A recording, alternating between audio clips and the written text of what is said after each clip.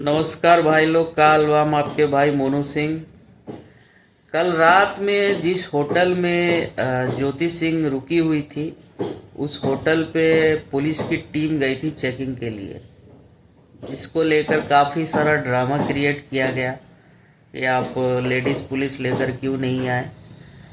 और बहुत सारा, अब देखिए, अब चुनाव चल रहा है, मतदान का आखिरी चरण है आज, और उस विषय में चेकिंग एसडीएम के तरफ से लगा रहता है। हर जगह चेकिंग किया जाता है, हर होटल में चेक हो रहा था, क्योंकि आजकल तो पैसा वितरण बहुत आम बात हो गया है। तो उसी के दौरान, चेकिंग के दौरान एक टीम गई थी उनके होटल पर, तो वहाँ से ये खबर निकल के आई है कि ये परेशान किया जा रहा है हमको। खैर, उनको परेशान करने का कोई नियत नहीं था, वो सिर्फ एक रूटीन चेकिंग के लिए गए थे वहाँ पे। बाकी आप लोग यहाँ स्क्रीनशॉट में देख सकते हैं, ज्योति सिंह ने लाइव वीडियो भी डाला हुआ है अपने इंस्टा पे।